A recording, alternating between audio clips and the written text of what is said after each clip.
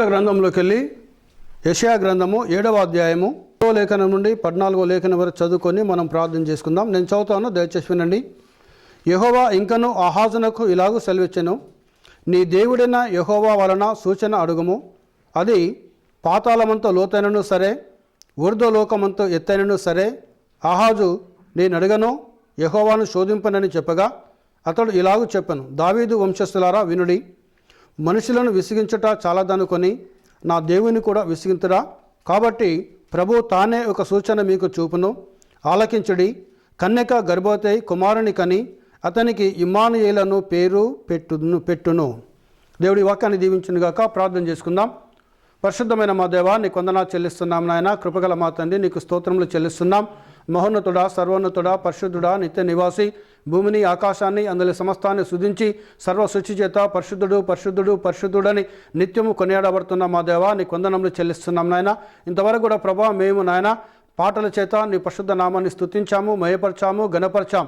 మా స్తుతుల సింహాసనమందు ఆసీనుడవైన మా తండ్రి, నిన్ను మా మధ్యలోకి ఆహ్వానిస్తున్నాం ప్రభా. మీరు మా మధ్యలోకి దిగిరండి, మీ సన్నిధిని మా మధ్యలో కుమరించండి. చదవబడిన లేఖనము నీది ప్రభా. నీ లేఖనం ద్వారా నీ బిడ్డలతో మాట్లాడండి నాయన. మనుషుడు మనుషునితో మాట్లాడితే వ్యర్థము, కానీ పరిశుద్ధాత్మదేవ నీవు మాట్లాడితే నాయన మేము జీవిస్తాము తండ్రి. నీకు వందనాలు. లేఖనం వల్ల మరుగైన మన్నాను నీకు భుజింపనిస్తానని ప్రభా మీరు మాట్లాడిన దేవుడో తండ్రి. దేవా, దాచిపెట్టబడిన ప్రతి మర్మమును దేవా మీ ప్రవక్త బ్రదర్ బ్రానం ద్వారా ఈ లోకంలోకి మీరు దిగవచ్చు ప్రభా. మీరు నాయన ఆ బ్రదర్లో ఉండి మీరు ప్రతి మర్మాన్ని బయలుపరిచిన విధానాన్ని బట్టి నీకు స్తోత్రములు చెల్లిస్తున్నాం తండ్రి. నీకు వందనాలు చెల్లిస్తున్నాం నాయన. చదవబడిన లేఖనం అనేది నీ లేఖనం ద్వారా నీ బిడ్డలతో మీరు మాట్లాడండి. నన్ను మరుగు చేయండి. నేను శూన్యమైనాను, జీరో అయినాను, నేను వ్యర్థమైనాను ప్రభా. నీకు వందనాలు తండ్రి.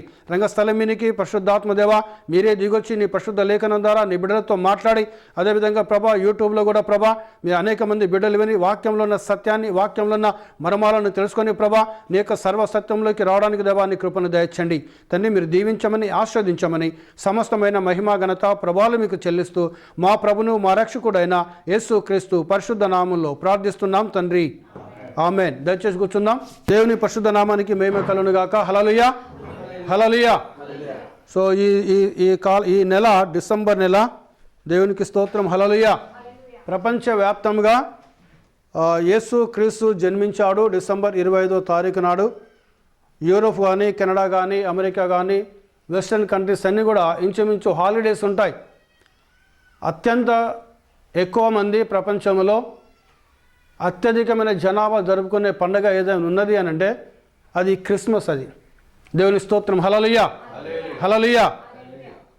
యేసు క్రీస్తు జన్మించాడని మానవుల పాపాల నిమిత్తము, అతిక్రమాల నిమిత్తము ఆయన మానవ రూపంలో దిగివచ్చి 33 సంవత్సరాలు ఈ భూమి మీద నివాసము చేసి ఒక పరిపూర్ణమైన మానవుని వలె, ఒక పరిపూర్ణమైన ప్రవక్త వలె, ఒక పరిపూర్ణమైన కాపరి వలె, ఒక పరిపూర్ణమైన మెస్సియా వలె, ఒక పరిపూర్ణమైన సువార్తికుని వలె, ఒక పరిపూర్ణమైన అపోస్తులుని వలె ఆయన పరిచర్య చేశాడు. దేవుని స్తోత్రం, హల్లెలూయా, హల్లెలూయా. యేసు క్రీస్తు ప్రతి దాంట్లో బైబిల్లో ఎన్ని పరిచర్యలు ఉన్నాయో ఆ పరిచర్యలో ప్రతి ఒక్క పరిచర్యను ఆయన నెరవేర్చాడు ఈ లోకంలో. దేవుని స్తోత్రం, హల్లెలూయా. ఆయన నెరవేర్చింది ఈ భూమి మీద ఏదియో లేదు. అందుకే కల్వరి ఆయన సమస్తము సమాప్తమాయను అన్నాడు ఆయన. దేవునికి మహిమ, హల్లెలూయా. అయితే ఇక్కడ మనం గమనించాలి, ఈరోజు నేను మాట్లాడుతున్న అంశం ఏంటంటే was Jesus born on December 25th, 25వ తారీఖు నాడు, డిసెంబర్ 25వ తారీఖు నాడు యేసు క్రీస్తు జన్మించాడా? Question mark. దేవుని స్తోత్రం, హల్లెలూయా. సో మనం సెలబ్రేషన్ చేసుకుంటున్నాము, దేవునికి మహిమ మనము అంటే చేసుకునే వాళ్ళు. వాస్తవానికి ఇక్కడ చూస్తే ఎక్కడికి వెళ్ళి ఒక స్పష్టమైన వాక్యం ఎక్కడ వచ్చిందనంటే యేసు ప్రభు గురించి యెషయా ప్రవక్త ఆయనలో ఉన్న పరిశుద్ధాత్మ దేవుడు ఆయన ఆహాజు రాజుతో మాట్లాడుతున్నాడు. నువ్వు ఏదైనా సూచన అడుగు దేవుని దగ్గరికి వెళ్ళి, అది ఊర్ధ్వలోకమంతా ఎత్తైనా పర్వాలేదు, ఇంకా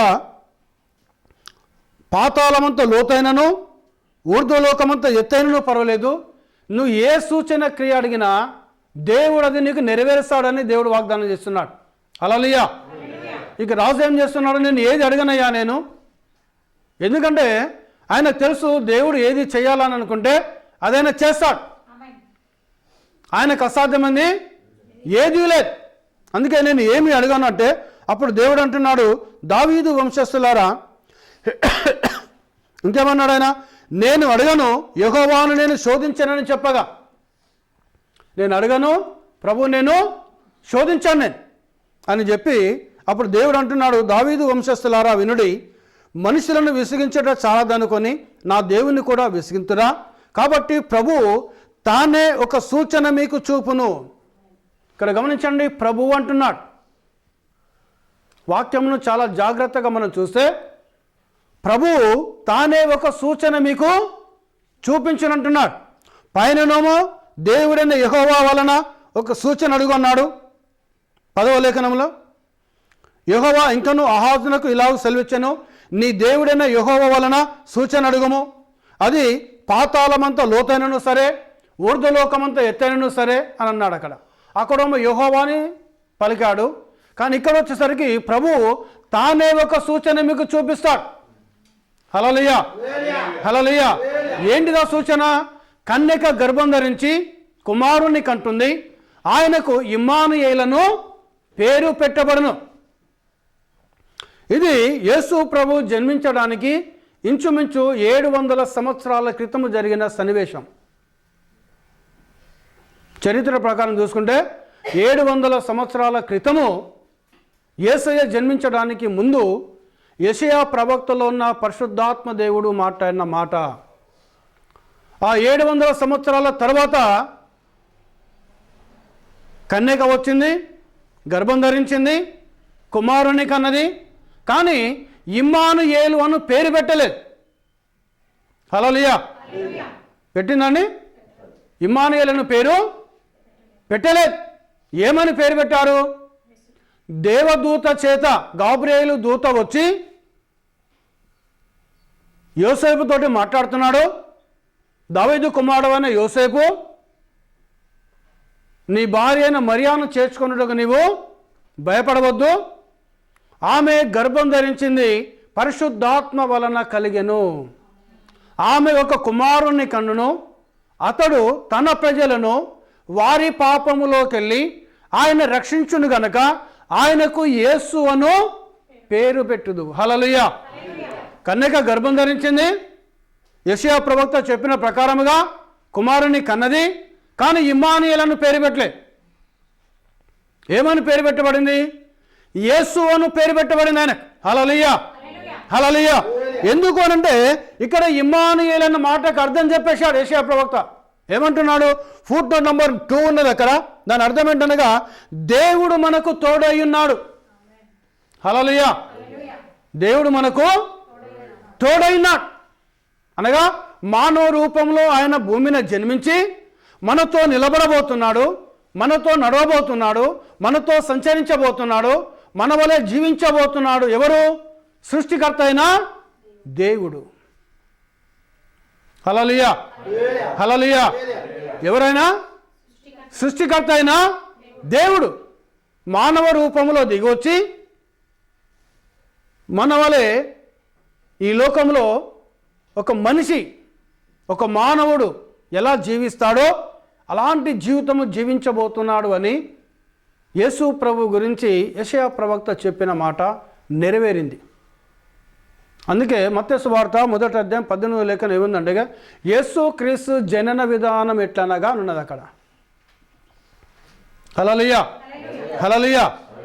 18వ లేఖనం మత్తయి సువార్త 1వ అధ్యాయం 18వ లేఖనంలో యేసు క్రీస్తు జనన విధం ఎట్లనగా, ఆయన తల్లి అయిన మరియ యోసేపునకు ప్రదానము చేయబడిన తర్వాత వారు ఏకము కాకమునుపు ఆమె పరిశుద్ధాత్మ వలన గర్భవతిగా ఉన్న. హల్లెలూయా. ఇప్పుడు మనం ఒక విషయాన్ని మనం గమనించాలి. ఈ లోకంలో 2 ఆత్మలు ఉన్నాయండి. ఒకటి పరిశుద్ధాత్మ, ఇంకొకటి దురాత్మ. దురాత్మ ఎవరికి సంబంధించింది? పరిశుద్ధాత్మ ఎవరికి సంబంధించింది? పరిశుద్ధాత్మ పరిశుద్ధుని. అవునండి, పరిశుద్ధాత్మ అంటే పరిశుద్ధుడు కలిగిన ఆత్మనే పరిశుద్ధాత్మ. హల్లెలూయా. ఇప్పుడు ఎవరి పరిశుద్ధుడు అని అంటే ఇదే యెషయా గ్రంథము 6వ అధ్యాయంలో చెప్తున్నాడు, సైన్యములకు అధిపతి యెహోవా పరిశుద్ధుడు, పరిశుద్ధుడు, పరిశుద్ధుడు. హల్లెలూయా, హల్లెలూయా. అంటే పాత నిబంధన గ్రంథంలో ఏ దేవుడైతే ఉన్నాడో, యెషయా ప్రవక్త దగ్గరికి వచ్చి ఏ దేవుడైతే మాట్లాడాడో, యెషయా ప్రవక్త దర్శనంలో చూసిన ఏ దేవుడైతే ఉన్నాడో ఆ పరిశుద్ధుని యొక్క ఆత్మనే పరిశుద్ధాత్మైనది. హల్లెలూయా. అంతేనండి, అవునా కదా? ఎందుకంటే ఆదికాండం మొదటి చెప్తున్నాడు, దేవుడు ఆత్మ గనక ఆయన ఆత్మ జలుల మీద అల్లాడుచుండెను. దేవుడు ఏమైనాడు? ఆత్మ అయినాడు. హల్లెలూయా. దేవుడు ఆత్మ అయినాడు. ఆయన ఆత్మస్వరూపిగా జలముల మీద కనుక నీళ్ల మీద తేలియాడ సంచారం చేయడము ప్రారంభించాడు. ఇప్పుడు దేవుని ఆత్మ ఏంటిది? పరిశుద్ధాత్మ. అవునండి.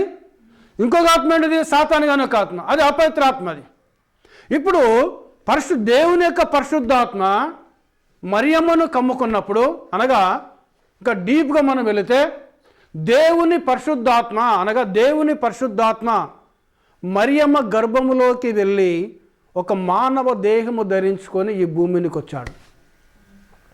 కాదంటారా? కాదనగలరు ఎవరైనా? అనలేరు. ఎందుకంటే ఆడ క్లియర్గా చెప్తుంది దేవుని యొక్క లేఖనము, పరిశుద్ధాత్మ వలన ఆమె గర్భము ధరించెను. హల్లెలూయా. ఆత్మస్వరూపైన దేవుడు ఆయన ఏమైనా చేయగలడు. ఆయనకు సమస్తము సాధ్యం, అసాధ్యమంది ఆయనకు ఏదీ లేదు. ఎందుకంటే వాగ్దానం చేశాడు, స్త్రీ సంతానముగా ఆయన రాబోతున్నాడు. కాబట్టి ఇప్పుడు ఆయన రావాలి అని అంటే ఏ విధంగా రావాలైనా? పరిశుద్ధమైన దేహంలోకి వెళ్ళి రావాలి ఆయన. అందుకే మరియమ్మ గురించి లేఖనం, ఆమె నీతిమంతురాలు. ఆమె హల్లెలూయా, హల్లెలూయా. ఎవరట? ఆమె నీతిమంతురాలు. ఆమె పరిశుద్ధముగా జీవించడము ప్రారంభించింది. ఆ దేవుడు ఒక వ్యక్తిని ఈ లోకంలోకి రావాలనుకుంటే ఆ వ్యక్తికి ఒక ప్రత్యేకమైన జీవనం ఇస్తాడు ఆయన. ఫర్ ఎగ్జాంపుల్ మనం చూసుకున్నప్పుడు బాప్తిజం ఇచ్చి యోహాను యొక్క తల్లిదండ్రుల గురించి లూకాసు వార్తలో చాలా స్పష్టంగా ఉన్నది. ఏమన్నది? వారు దేవునందు బాల్యం నుండి వారు దేవునందు భయభక్తులు కలిగి ధర్మశాస్త్రమునందును ప్రవక్తల లేఖనములందును విశ్వాసము కలిగి పరిశుద్ధముగా జీవించిన దంపతులు. ఎన్ని సంవత్సరాల వరకు? వృద్ధాప్యము వరకు కూడా సకలమైన ఆజ్ఞల చొప్పున. సో చదవండి లూకాసు వార్త. యూదయ దేశపు రాజైన హెరోదు దినములలో అబియా తరగతిలోనున్న జకర్యా అను ఒక యాజకుడును, అతని భార్య అహరోను కుమార్తెలలో ఒకటి, ఆమె పేరు ఎలిజబెతు. వీరు ఇద్దరు ప్రభు యొక్క సకలమైన ఆజ్ఞల చొప్పునను న్యాయ విధుల చొప్పునను నిరపరాధులుగా నడుచుకొనుచు దేవుని దృష్టికి నీతిమంతులై ఉండిరి. ఎలిజబెతు గొడ్రాలైనందున వారికి పిల్లలు లేకపోయిరి, మరియు వారిద్దరూ బహుకాలము గడిచిన వృద్ధులైరి. హల్లెలూయా. ఎవరట ఈమె? ఎలిజబెతు జకర్యాలు. ఎవరండి వీళ్ళు? ప్రభు యొక్క సకలమైన ఆజ్ఞల చొప్పున జీవిస్తున్న భక్తులు. వారు నీతిమంతులేనా? హల్లెలూయా. వీళ్ళ సంతానం ఎవరైనా బాప్తిజం ఇచ్చు యోహాను అయినాడు. హల్లెలూయా. ఒక బాప్తిజం ఇచ్చు యోహాను ఈ లోకానికి రావాలంటేనే ఆయనను కనడానికే ఆయన తల్లిని తండ్రిని దేవుడు పరిశుద్ధమైన జీవితాన్ని ఇచ్చాడు వారికి. అవునండి, వాస్తవమా కదా? దేవుని స్తోత్రం. హల్లెలూయా. మామూలు విషయం కాదు. అనేక సంవత్సరాలు వృద్ధాప్యం వచ్చేంత వరకు కూడా వాళ్ళు దేవుని యొక్క ఆజ్ఞల చొప్పున దేవుని యొక్క న్యాయవిధుల చొప్పున నిరపరాధులుగా ఎలాంటి నింద లేకుండా జీవించిన భక్తులు వారు. దేవునికి స్తోత్రం. హల్లెలూయా. ఆ బాప్తిజము యోహాను కనడానికే అంత భక్తిగా నీతిగా వారు ఉంటే ఈ లోకానికి రక్షకుడు రావాలి. అవునండి, విమోచకుడు రావాలి. ఇంకెవరు? దేవాతి దేవుడు, సృష్టిని గురించిన సర్వశక్తి గల దేవుడు, ఆయన మానవ రూపం ధరించుకొని లోకానికి రావాలంటే ఇప్పుడు ఆమెకి ఎలాంటి జీవితాన్ని ఇవ్వాలి ఆయన? అవునా కదా? అందుకే బైబిల్ చెప్తే ఆమె నీతిమంతురాలు. దేవుని స్తోత్రం. హల్లెలూయా, హల్లెలూయా. ఆయనను కనేంత వరకు కూడా మరియమ్మ నీతిమంతురాలు. ఆమె దేవునికి స్తోత్రం. హల్లెలూయా, హల్లెలూయా. చూడండి, ఆమె అనగా ఈయన జన్మించాలంటే ఆమె గర్భము పరిశుద్ధమైన గర్భం. హల్లెలూయా. ఆమె గర్భం ఎలాంటిది? పరిశుద్ధమైన గర్భం. ఎందుకంటే పరిశుద్ధుడు ఆమె గర్భం ద్వారా ఈ భూమికి రాబోతున్నాడు. హల్లెలూయా. చూడండి, అందుకే వారు ఏకము కాక మునుపు పరిశుద్ధాత్మ వలన ఆమె గర్భము ధరించినది. హల్లెలూయా. అవునండి. ఇప్పుడు గర్భం ధరించింది ఈయన ఎవరట? యోసేపు కూడా. చదవమ్మా, కింది చదువుకుంటా అండి. జకర్యా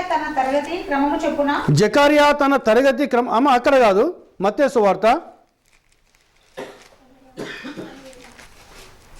1వ అధ్యాయము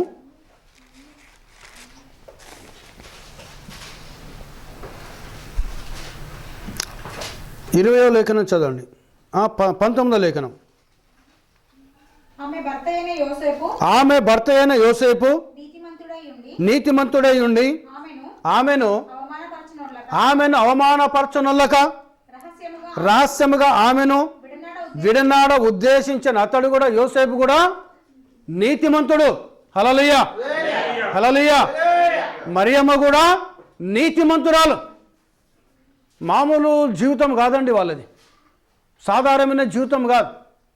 సో నాలాంటి పాపమైన జీవితం కాదు, ఈ లోకంలో ఉన్న ప్రజల వల్లే పాపమైన జీవితము కాదని.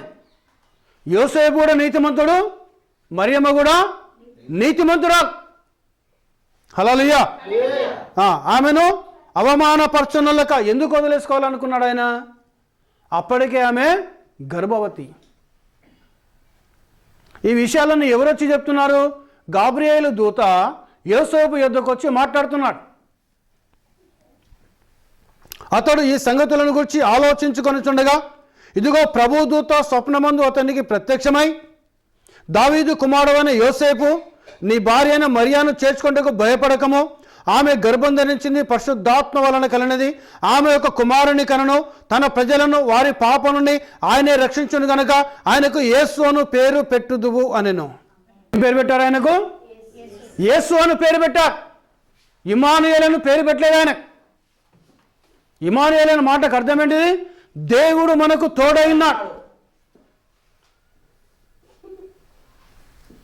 దేవుని స్తోత్రం. హల్లెలూయా. అందుకే మళ్ళీ ఇప్పుడు మనం చదువుకున్న లేఖనమే ఇక్కడ మాట్లాడుతున్న గాబ్రియేలు దూత, ఇదిగో కన్యక గర్భవతి కుమారుని కనును, ఆయనకు ఇమ్మానుయేలను పేరు పెట్టుదురని ప్రభు తన ప్రవక్త ద్వారా పలికిన మాట నెరవేరినట్లు ఇదంతయు జరిగెను. ఇమ్మానుయేలను పేరునకు భాషాంతరమున దేవుడు మనకు తోడని అర్థము. హల్లెలూయా. దాని అర్థం కూడా దేవుడు చెప్పేశాడు. ఇప్పుడు ఈయనను తీసుకొని ఒక ప్రదేశానికి వెళ్తున్నాడు యోసేపు. లూకాసు వార్త 2వ అధ్యాయము మొదటికెళ్ళి చదవండి దయచేసి. ఇది చాలామంది చెప్పుండొచ్చు, మీరు చాలా దగ్గర వినుండొచ్చు ఈ వాక్యమును, కానీ నేను కొంచెం డిఫరెంట్గా చెప్పాలనుకుంటున్నా ఈ లేఖనాన్ని. ఆ దినములలో సర్వలోకమునకు ప్రజాసంఖ్య రాయవలనని కైసరు ఔగుస్తు వలన ఆజ్ఞ ఆయను. ఇది చదువురా. కురేనియా సిరియా దేశమునకు అధిపతి అయి ఉన్నప్పుడు జరిగిన మొదటి ప్రజా సంఖ్య. హల్లెలూయా. ప్రపంచంలో మొట్టమొదటి సెన్సస్. హల్లెలూయా. ఇది చెప్పడానికంటే ముందు, ప్రపంచంలో ప్రతి జనాభా లెక్కించడానికి ముందు, మొట్టమొదట చరిత్రలో ప్రపంచంలో జరిగిన మొట్టమొదటి ప్రజా సంఖ్య ఇది. హల్లెలూయా. అవునా కాదండి? వాస్తవమేనా? బైబిల్ చెప్తాను, నేను చెప్పడం కాదు. ఇది మొట్టమొదటి ప్రజా సంఖ్య. అందరూ ఆ సంఖ్యలో రాయబడుటకు తమ తమ పట్టణములకు వెళ్ళిరి. అంతేనా? వాస్తవమా కదా? ఇప్పుడు నేను మొన్న హైదరాబాద్లో ఉన్నా. నేను నా పేరు రాసుకోవాలా, ప్రజాసింగ్ రాసుకోవాలని ఎక్కడ హైదరాబాద్ రాయించుకుని వస్తుందా? ఒప్పుకుంటారా? అక్కడ నువ్వు ఎక్కడ పుట్టినావు బాబా అని అడుగుతారు నన్ను. నేను పలానా గ్రామంలో పలానా సిటీలో పుట్టానా అంటే మరి నువ్వు అక్కడ కదా రాయించుకోవచ్చు, ఇక్కడే రాయించుకున్నాను. అంతేనా? వాస్తవమా కదా? దేవుని స్తోత్రం, హల్లెలూయా. ఇప్పుడు నేను పుట్టిన గ్రామంలోకి వచ్చి నేను ఏ దినం నాడు పుట్టాను, ఏ సమయం పుట్టాను అని నా డేట్ ఆఫ్ బర్త్తో సహా నేను రాయించుకోవాలి. దేవునికి స్తోత్రం, హల్లెలూయా. ఆడొచ్చి నా ఉన్న ఇల్లును తీసుకుంటాడు, అన్నీ చూసుకొని అన్నీ రాసుకుంటా అంటాడు. ఇప్పుడు వీళ్ళు కూడా ఏమైనట్టు వాళ్ళు వారి వారి పట్టణములకు వెళ్ళారు. చదవమ్మా. యోసేపు దావీదు వంశములోను గోత్రములోను పుట్టినవాడు గనుక తనకు భార్యగా ప్రదానము చేయబడి గర్భవతి అయి ఉండిన మరియతో కూడా ఆ సంఖ్యలో రాయబడుటకు గలిలయలోని నజరేతు నుండి యూదయలోని బెత్లెహేము అనబడిన దావీదు ఊరికి వెళ్ళిరి. హల్లెలూయా. వెళ్ళారు అక్కడికి. ఎవరిని తీసుకొని వెళ్ళాడు? ఎంగేజ్మెంట్ అయింది వాళ్ళిద్దరికి, ఇంకా మ్యారేజ్ కాలే. అంతేనా కదా? ఆయనకు ప్రదానము చేయబడి గర్భవతి అయిన తన భార్యను కూడా ఎక్కడ తీసుకొని వెళ్ళాడు? వారి యొక్క వంశం ఏంటిది? యూదా వంశము, దావీదు గోత్రము, దావీదు వంశములో దావీదు పురమనగా బెత్లెహేము అనే గ్రామంలో పుట్టారు కాబట్టి ఆ గ్రామంలో వారి పేర్లు లిఖించుకోవడానికి, ప్రజా సంఖ్యలో రాయించుకోవడానికి తనకు ప్రదానము చేయబడిన భార్యగా ప్రదానము చేయబడిన మరియమ్మను, గర్భవతి అయిన మరియమ్మను తీసుకొని బెత్లెహేము అనే గ్రామానికి వెళ్ళాడు. హల్లెలూయా, హల్లెలూయా. అందుకే పెళ్లి చూపులు జరుగుతాయి. ఇప్పుడున్న ట్రెండ్ ఏంటంటే పెళ్లి చూపులు అయిన వెంటనే ఫోన్ నెంబర్లు మార్చుకుంటారు. ఇక గంటలు ముచ్చలు పెడితేనే ఉంటా అంటారు. నేను అది ఖండిస్తానండి, నేను అది తప్పంటాను. ఏమని అనుకోండి మీరు. నేను చాలా పెళ్ళిళ్ళు చేశాను, మ్యారేజ్ రిజిస్టార్. నేను అది ఖండిస్తాను. నేను ఎప్పుడు నీకు ఆమె మీద హక్కు వస్తుందంటే ఎంగేజ్మెంట్ అయిన తర్వాతనే వస్తుంది నీకు. అవునా కదా? వాస్తవమా కదా? అంతేనా? వాస్తవమా కదా? బైబిల్ చెప్తుంది అది. ఎందుకని తీసుకొని వెళ్ళాడు? తనకు భార్యగా ప్రదానము చేయబడింది. హల్లెలూయా, హల్లెలూయా. నువ్వు ప్రధానమైన తర్వాత ఈ అమ్మాయి నీకు ఎంగేజ్ చేయబడింది, ఈ అబ్బాయి నీకు ఎంగేజ్ చేయబడ్డాడు. అప్పుడు నువ్వు ఫోన్ నంబర్లు తీసుకొని మాట్లాడుకోవాలి. కానీ చూసిన వెంటనే అమ్మాయి నచ్చింది, ఇక ఫోన్లు చేసుడు, ముచ్చట్లు పెట్టుడు, అవ్వ మాట వినకపోడు, అయ్య మాట వినకపోడు. ఆడ ఏమైతే కొన్ని ఫెయిల్ అయినాయి. అవునా కదా? కొన్ని ఏమైనాయండి? ఫెయిల్ అయినాయి. ఫెయిల్ అయితే ఏమవుతావు నువ్వు అక్కడ? అవమానించడం కాదండి. బైబిల్ చెప్తుంది, యేసుప్రభు చెప్పాడు, ఒక స్త్రీని మోహచూపుతో చూసిన ప్రతివాడు తన హృదయమందు ఆమెతో వ్యభిచారము చేసినవాడు.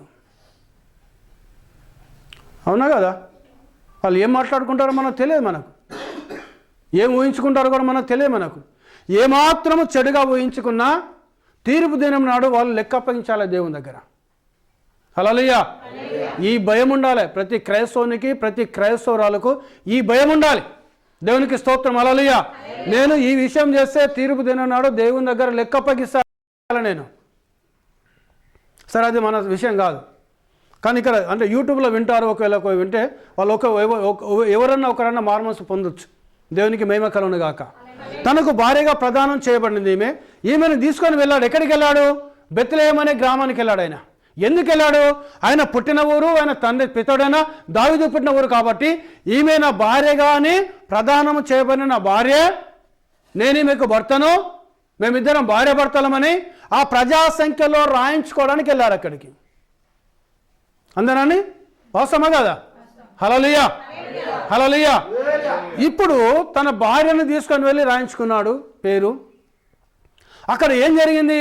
వారక్కడ ఉన్నప్పుడు చదవండి. ఆమె 6వ లేఖనం, వారక్కడ ఉన్నప్పుడు ఆమె ప్రసవ దినములు నిండెను గనుక తన తొలిచూలు కుమారుణ్ణి కని, కామా ఉంది అక్కడ. అంటే కొంచెం ఆగండి అని అర్థం ఆడ.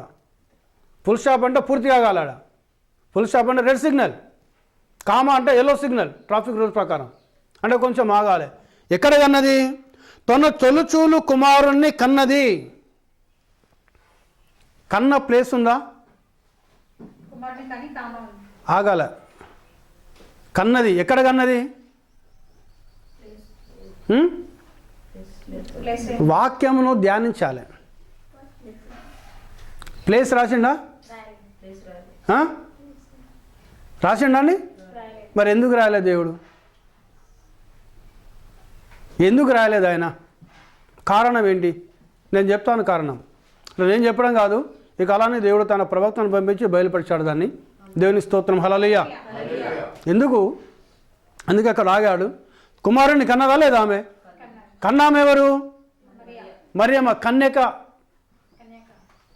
యెషయా గ్రంథం 7వ అధ్యాయం 14వ లేఖనం ప్రకారము కన్యక మరియమ్మ యేసు ప్రభువును కన్నది. కానీ కన్న స్థలం ఏంటి? అది చరిత్రలో కానీ బైబిల్లో కానీ ఇంతవరకు లెక్కించబడలేదండి. అది ఇప్పుడు నేనున్నా, నాకు పాప పుట్టింది, పలానా హాస్పిటల్లో పుట్టిందని రాసుకుంటాను నేను. అవునా కదా? వాస్తవమా కదా? మనందరం అంతే, ఎవరైనా అంతే. మరి నేను కన్నది, కుమారుణ్ణి కన్నది, ఆ కన్న స్థలం ఎక్కడో రాయలేదు దేవుడు, రాయలేదు ఆయన. కానీ పొత్తిగుడ్డలతో చుట్టి ఏం చేస్తున్నారు వాళ్ళు? భార్యాభర్తలు ఇద్దరు, యోసేపు మరియమ్మ, ఆ శిశువును పట్టుకొని సత్రములు అంటే ఈరోజున్న హోటల్స్, లాడ్జెస్, అవునా కదా? అక్కడ ఆ ఊరిలో వెనుకటి కాలం ఏంటంటే ఇప్పుడంతా ఇప్పుడు ఏం చెప్పాలని అంటే మోరల్ వాల్యూస్ ఇప్పుడున్న ప్రజలకు లేవండి, అనగా నైతిక విలువలు లేవు. పురాతన కాలంలో ఏంటంటే ఒక గ్రామం ఉంటే సాయంకాలం పూట గ్రామపు చావడి దగ్గర కొంతమంది ముసలి వాళ్ళు కూర్చునే వాళ్ళు. ఎందుకనంటే ఆ గ్రామం కొరన్న కొత్త వాళ్ళు వస్తే వారిని వారి ఇంట్లోకి తీసుకొని వెళ్ళి ఆతిథ్యం ఇచ్చేవారు. హల్లెలూయా, హల్లెలూయా. బైబిల్లో అది ఉంది. సొదొమ గొమొర్రా గవిని యొద్ద లోతు కూర్చున్నాడు. ఇద్దరు దూతలు వస్తున్నప్పుడు ఆతిథ్యం చేయడానికి వాళ్ళను తన గృహంలో తీసుకొని వెళ్ళాడు. దేవునికి స్తోత్రం, హల్లెలూయా. వాస్తవమా కదా? పురాతన కాలంలో ఉండేది అది. ఉండి ఆ వాళ్ళ ఇంట్లో ఆశ్రయం ఇచ్చేవారు, భోజనం పెట్టేవారు, వాళ్ళకు కలిగిన వసతుల్లో వాళ్ళకు కలిగిన దాంట్లో వారిని సంతృప్తిపరిచేవారు. ఏం భోజనం లేకున్నా కనీసం మా ఇంట్లో పడుకొని ఉదయం లేచి మీరు వెళ్ళండి అనేవారు. దేవుని స్తోత్రం, హల్లెలూయా. అలాంటి కొన్ని సత్రములు ఉండేది గ్రామాలలో యూదుల ప్రకారంగా. ఈ శిశువును పట్టుకొని తిరుగుతున్నారు, మరియమ్మ యోసేపు తిరుగుతున్నారు. సత్రములు తిరిగినప్పుడు ఎక్కడ స్థలం దొరికిందా? దొరకలే కదా. ఎక్కడ దొరికింది? పశువుల తొట్టిలో కొంచెము స్థలం ఉన్నందున పొత్తి గుడ్డలతో చుట్టబడిన ఈ శిశువును తీసుకొని వెళ్ళి పశువుల తొట్టిలో పడుకోబెట్టారు. హల్లెలూయా, హల్లెలూయా. ఇప్పుడు ఏం బోధిస్తున్నారు? యేసయ్య పశువుల తొట్టిలో పుట్టాడు, జోజో లాలి జోజో లాలి జోజో లాలి అని యేసు ప్రభుకు లాలి పాట పాడుతున్నారు. కరెక్టేనా? ఇప్పుడు నేను ఉన్నానండి, నాకు లాలి పాట పాడితే కరెక్టేనా? తొట్టిలో నన్ను పడుకోబెట్టి మీరు అందరు వచ్చి స్టీవెన్ అన్న లాలి లాలి అంటే ఎట్లుంటుంది? ఎట్లుంటుందండి చెప్పండి? మరి యేసయ్య ఆయన వయస్సును తీసుకున్న 2025 సంవత్సరాలండి. వాస్తవమా కదా? హల్లెలూయా, హల్లెలూయా. వాస్తవమా కదా? మరి ఈయనను ఒక శిశువుగా పెట్టి జోజోలాలని పాట పాడుతున్నారు. ఎవరు చేస్తున్నారు ఇది? క్రైస్తవులే చేస్తున్నారు. దేవుడు చూసి ఏమనుకుంటాడు ఆయన? దేవుడు ఏమనుకోడు. సరే, దేవుని స్తుతిస్తున్నావు, దేవునికి మహిమ కలుగును గాక. సాతానుగాడు పోయి యేసయ్య దగ్గర మాట్లాడతాడు. తెలుసా అండి మీకు? మనం ఏ చిన్న తప్పు చేసినా మన మీద నెపములు మోపేవాడు ఎవడండి? సాతానుగాడు. హల్లెలూయా. నేను లేఖనం చూపించమంటే చూపిస్తాను, నేను ప్రతి ఒక్క లేఖనాన్ని కూడా. వాడు మన మీద నెపములు మెరుతూ ఉంటాడు, చెప్తా ఉంటాడు. మనం ఏం చేస్తా అంటాడు వాడు? మన మీద చాడీలు చెప్తా ఉంటాడు వాడు. ఓ చూసినావా ప్రభా, నీ బిడ్డలు అంటున్నావు కదా ప్రభా, నువ్వు పుట్టి 2020 సంవత్సరాలు అవుతుంది, వాళ్ళు జోలపాట పాడతాను ప్రభా నీకోసం అని అంటాడు. ఎగతాళి చేస్తా అంటాడు వాడు. దేవుని స్తోత్రం, హల్లెలూయా. ఇది ఎవరు అంగీకరిస్తారో అంగీకరించారో నాకు తెలియదు, కానీ ఇది యూట్యూబ్లో అప్లోడ్ చేస్తాం మేము ఖచ్చితంగా. తిట్టుకునే వాళ్ళు తిట్టుకోండి, దీవించే వాళ్ళు దీవించండి. దేవునికి స్తోత్రం. హల్లెలూయా. దేవుని నామం మహిమపరచబడాలి, ఆయన నామం గణపరచబడాలి. వాక్యంలో ఉన్న సత్యం తెలియాలి ప్రజలకు. దేవునికి స్తోత్రం. హల్లెలూయా. మరి ఈయన పుట్టినప్పుడు, యేసయ్య పుట్టిండు, దావీదు గోత్రంలో పుట్టాడు ఆయన. మరి డేట్ రాయాలి కదా అక్కడ. వెళ్ళిందే అందుకోసం వాళ్ళు, అవునా కదా, వాస్తవమా కదా. మరి అక్కడికి వెళ్ళినప్పుడు ఆ డేట్ ఎందుకు రాసుకోలేదు, ఎందుకు రాయలేదు డేటు? దేవుని స్తోత్రం. హల్లెలూయా. ఎందుకు రాయలేదు అని అంటే, ఆ దినము ఇంకా మనం చూస్తే ఇంకా కిందికి చదువుకుంటాండి. అది ఎప్పుడంటే లేదా 8వ లేఖనికి వెళ్ళి, ఆ దేశంలో కొందరు గొర్రెల కాపరులు పొలములో ఉండి రాత్రివేళ తమ మందను కాచుకొనుచుండగా ప్రభుదూత వారి యొద్దకు వచ్చి నిలిచెను. ప్రభువు మహిమ వారి చుట్టూ ప్రకాశించినందున వారు మిక్కిలి భయపడి. హల్లెలూయా. కొందరు పశువుల కాపరు, గొర్రెల కాపరు, పశువుల కాపరులు కాదండి, గొర్రెల కాపరులు తమ గొర్రెలను రాత్రివేళ పొలములలో ఉండి కాచుకొనుచున్నారు. అక్కడ ఏం వేశారు? అక్కడ మంట వేశారు.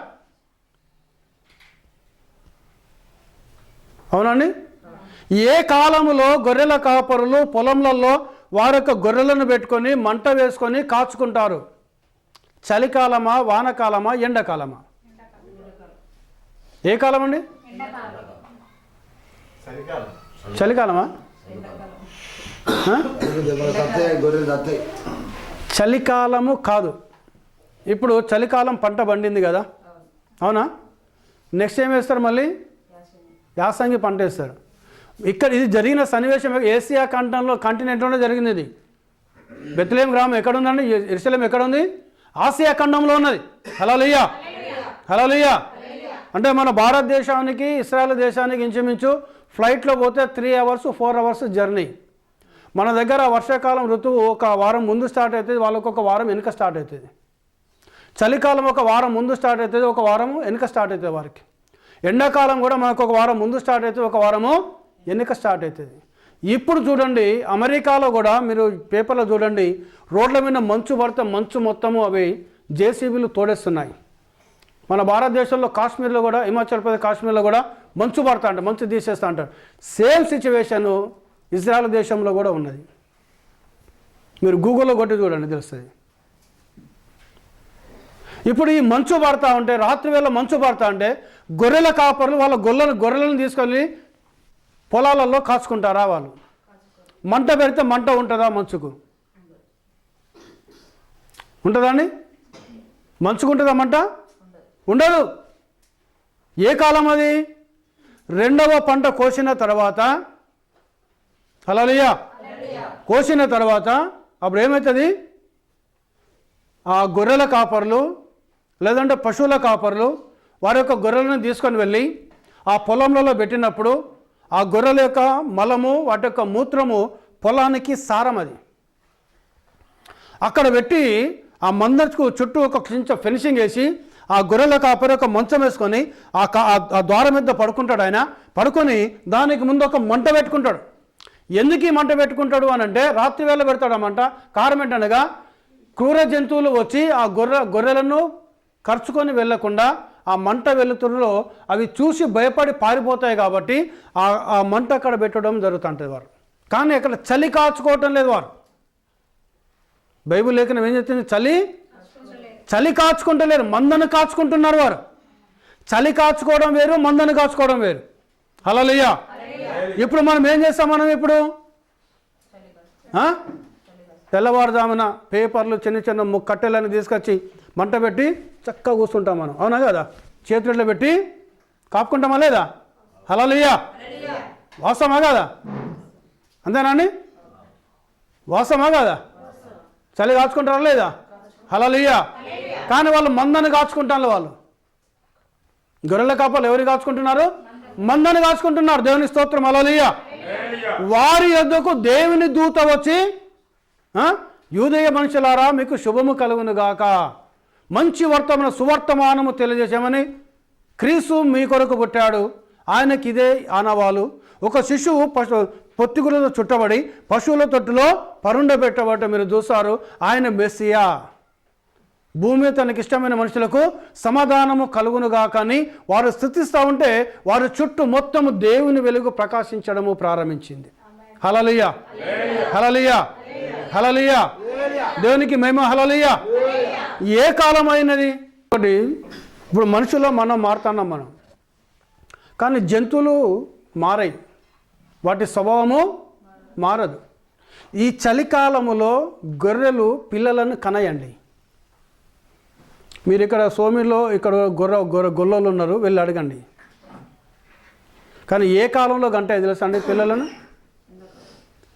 ఏప్రిల్ లేదా మే నెలలో ఆ గొర్రెలు పిల్లలను పెడితే ఆ గొర్రె పిల్లను భుజాలయమని వేసుకొని ఆ గొర్రెల కాపరి ఇంటికి వస్తూ ఉంటే ఆ తల్లి గొర్రె దాని వెనుక అరుచుకుంటూ వస్తూ ఉంటుంది. అది మీరు చూడండి. మీరు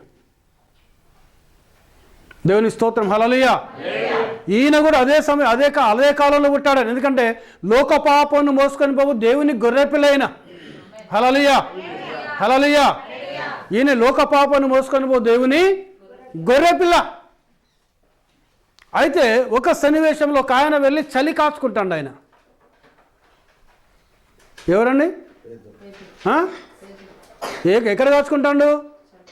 మంట వేసి వారు యేసును ప్రధాన యాజకుని యొద్దకు తీసుకొని పోయిరి. ప్రధాన యాజకులు, పెద్దలు, శాస్త్రులు అందరూ అతనితో కూడా వచ్చిరి. పేతురు ప్రధాన యాజకుని ఇంటి ముంగిటి వరకు దూరము నుండి ఆయన వెంట పోయి బంట్రోతులతో కూడా కూర్చుండి మంట యొద్ద చలి కాచుకొనుచుండెను. హల్లెలూయా. మంట పెట్టి ఏం చేస్తున్నారు అక్కడ? వాళ్ళంతా బంట్రోతులు అంటే సైనికులు, వాళ్ళందరూ ఏం చేస్తున్నారు? చలి కాచుకుంటున్నారు. వారు పేతురు కూడా వెళ్ళి అక్కడ చలి కాచుకుంటుండ ఆయన. ఇది ఏ సన్నివేశం? ఇది చలికాలమేనా? మరి యేసు ప్రభువుని ఎందుకు పట్టుకొని పోయారు?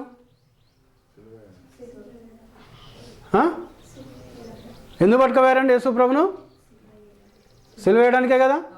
అంటే ఆయన ఎక్కడికి వెళ్తున్నాడు? మరణంలోకి వెళ్తున్నాడు ఆయన, అంతేనా కదా? మరి అది ఏ కాలం? అది చలికాలమా కాదా? అంతేనా?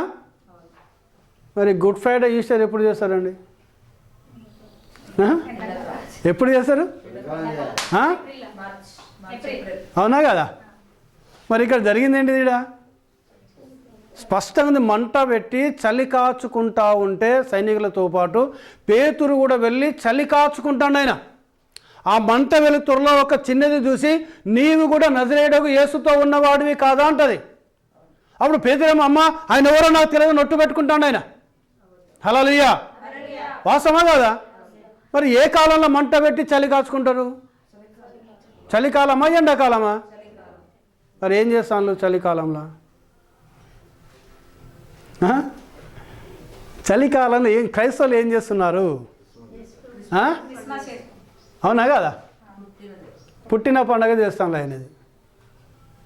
కరెక్టేనా మరి? వాస్తవమేనా అని నేను చెప్పటం, బైబిల్ లేఖనాలు ముందు పెడతాను నేను. యూట్యూబ్లో వినే ప్రతి దేవుని కుమారుడు, ప్రతి దేవుని కుమార్తె సత్యము తెలుసుకొనును గాక ప్రభు నామంలో. మంట పెట్టి పేతురు కూడా సరే పేతురు ఒక్కడంటే మనం తప్పు అనుకోవచ్చు. బంట్రోతులు అంటే సైనికులు, అవునా కదా? ప్రధాన యాజకుని ఇంటి వాకిటి ముంగిట, ఇంట్లో పెట్టుకోరు మంట చలి కాసుకోవడానికి. ఎక్కడ పెడతారు? బయట పెడతారండి. హల్లెలూయా. అది ఏ కాలం? అది చలికాలం. చలికాలంలో మానవుల పాపాల నిమిత్తము, మానవుల అతిక్రమాల నిమిత్తము ప్రభువు కలువరిశిలలో బలియాగమయ్యాడు ఆయన. హల్లెలూయా. బలియాగమై మరణమును, సమాధిని, పాతాళమును, సాతాను గారిని జయించి ఆయన తిరిగి లేచాడు. మరణము జయించి తిరిగి లేచే కాలంలోమో ఈయన పుట్టాడని పండుగ చేస్తున్నారు. అవునా కదా? వాస్తవమేనండి? దేవుని స్తోత్రం, హల్లెలూయా. ఈయన పుట్టాడని పండుగ చేస్తున్నారు. ఆయన పుట్టిన కాలంలో ఏమని పండుగ చేస్తున్నారు? Good Friday. సరే, ఇక్కడ ఒక విషయం మనం గమనించాలి. మనం పుట్టినరోజు మారుతుందా మానవులది? ఎవరైనా మారుస్తారా? చనిపోయిన రోజు మారుతుందా? మా నాన్న సెప్టెంబర్ 4వ తారీఖు చనిపోయాడు. మా నాన్న 2017లో. ఆ డేటు మార్చగలనా నేను? మారుతుందా అండి?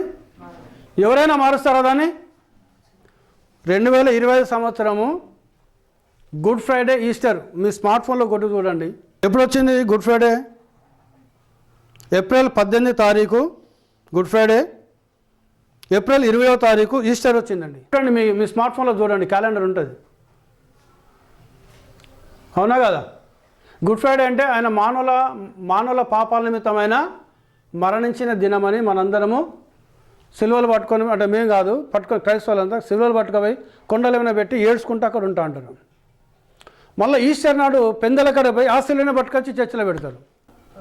సరే, ప్రతి సంవత్సరం ఏప్రిల్ 18వ తారీఖు నాడే చేస్తాంలా. మరి వారాలు మారచ్చు, మండే ట్యూస్డే కానీ మారచ్చు, కానీ డేట్ కదా, తేదీ అంటే 18వ తారీఖు డేటు మారుతుందా అండి? మరి 2024 సంవత్సరం ఎప్పుడు వచ్చిందో చూడండి ఒకసారి మీ స్మార్ట్ ఫోన్లలో. గుడ్ ఫ్రైడే, ఈస్టర్ 2024 మార్చి 29 గుడ్ ఫ్రైడే, అంటే యేసయ్య మన కోసం చనిపోయిన రోజు అది. 2025 ఏప్రిల్ 18వ తారీఖు. తేదీ మారిందా లేదా? ఇది ఎట్లా వాక్యానుసారం ఎట్లా కరెక్ట్ అవుతుందండి? సార్ 2026కి ఎప్పుడు వస్తుంది చూద్దాం. ఇంకా కొన్ని రోజులు అయితే 26 కదా. 2026కి ఎప్పుడు వస్తుంది? 3 ఏప్రిలా? 3 ఏప్రిల్. నా వాక్యానుసారం ఇది. పుట్టినరోజు మానవుంది మారదు, చనిపోయిన రోజు కూడా మారదు. పెళ్లి రోజు కూడా కొంతమంది మారదు, కానీ రెండో పెళ్లి చేసుకుంటే మళ్ళీ మారుతుంది. మారుతుంది. ఈరోజు చాలామంది కూడా చేసుకుంటున్నారు మన అనకూడదు వాళ్ళ గురించి. కానీ జన్మదినము మారదు మానవుంది, చనిపోయిన రోజు కూడా మారదు. మరి ఎట్లా కరెక్ట్ అవుతుంది ఇది? వాక్యానుసారం కరెక్ట్ అనేది ఎంత దారుణమైన విషయం ఇది. అంటే క్రైస్తవులను ఎటు తీసుకొని పోతున్నాడు సాతాను గాడు? అంతేనా?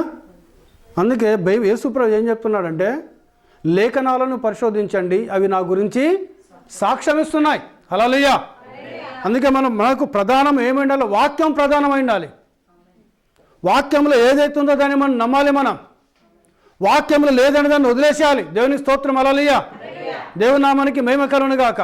అందుకే క్రైస్తవునికి వాక్యమే ప్రధానం.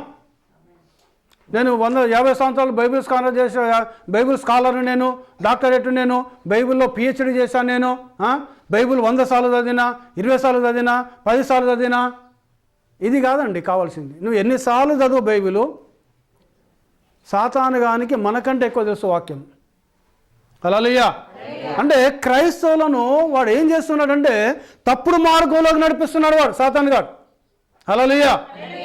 Total wrong. సరే, ఇప్పుడు డిసెంబర్ 25వ తారీఖు క్రిస్మస్ అని మనం చేస్తున్నాం. మనం మీ దగ్గర గూగుల్ ఉందా అండి? గూగుల్ ఉందా మీ ఫోన్లలో? Was Christ born December 25th అని కొట్టండి మీ గూగుల్లో. క్వశ్చన్ మార్క్ పెట్టి కొట్టండి. Was Jesus born December 25th అని కొట్టు. ఏమొచ్చింది? No, Jesus was almost certainly not born on December 25th. చదువు కింది చదువుకుని అట్లే. The Bible doesn't state a date and biblically details like shepherds tending flocks suggested a warmer season. Warmer season అంటే ఏంటిది? Warmer అంటే చాలా మరి జాగ్రత్త చదవాలి. గూగుల్లోనికి తెలుసు, మనం ఇది చూసామా? మన పాస్టర్ చెప్పిండు క్రిస్మస్ బాగా చేసుకోవాలి, డిసెంబర్ 20వ తారీఖు చేసుకుంటాం మనం. పాస్టర్ చెప్పిందే వేదం కాదు. ఏది చెప్పింది వేదము? బైబుల్. హల్లెలూయా. వచ్చిందండి? Spring season. Scholars often point into spring or autumn as more likely, while December 25th was chosen by early Christians to coincide with existing pagan winter solstice festival. Pagan అంటే ఏంటిది? ఏంటిదండి ప్యాగన్ అంటే? మీ దగ్గర dictionary ఉంటే PAGAN కొట్టండి, అది విగ్రహారాధన అని వస్తుంది. అంటే డిసెంబర్ 25వ తారీఖు నాడు నువ్వు యేసుప్రభు పుట్టాడు అని నమ్మి నువ్వు చేస్తే అది విగ్రహారాధన చేసినట్టు అని అంటుంది. గూగుల్లో చెప్తాడు. అది చేసి ఎడిపోతాం మనం. ప్రారంభంలో ఉన్న రోమీలు పెట్టినలాంటిది వాళ్ళే కదా. ప్రపంచ యేసుప్రభు ఉన్నప్పుడు రోమీలే కదా ప్రపంచాన్ని పరిపాలించేది. హల్లెలూయా. రోమా సైనికులే కదా ఆయనను కొట్టింది, ఆయనను. అవునా కదా? దేవుని స్తోత్రం. హల్లెలూయా. మరి డిసెంబర్ 26 ఎవరు పుట్టారు? ఇదే గూగుల్ని అడగండి, ఏం చెప్తుంది Google. Why December 25th was chosen? గూగుల్లో పాగన్ ఫెస్టివల్స్, విగ్రహారాధన పండుగలు. The date aligned with Roman winter solstice celebrations. ఏముంది బ్రాకెట్లు ఏముంది? Saturnalia and the birth of unconquered sun. Sun అంటే ఎవరు? SUN సన్ అక్కడ ఉంది. SON సన్ కాదు, సూర్యుని యొక్క డిసెంబర్ 25వ తారీఖు రోమీలు ఆరాధన చేసిన సూర్యదేవుని జన్మదినము అని అంటున్నారు వాళ్ళు. ఎవరు చెప్తాను? గూగుల్ వాడు చెప్తాడు. ఎవరన్నా చెప్పేది? గూగుల్. దేవుని స్తోత్రం. హల్లెలూయా. అవునా కదా? వాస్తవేనండి.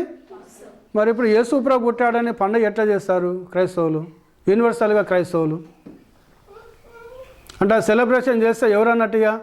అందుకే ఈ కాలానికి వచ్చిన ప్రవక్త బ్రదర్ బ్రానమ్ పెరగమ సంఘ కాలంలో దాని గురించి మాట్లాడాడు.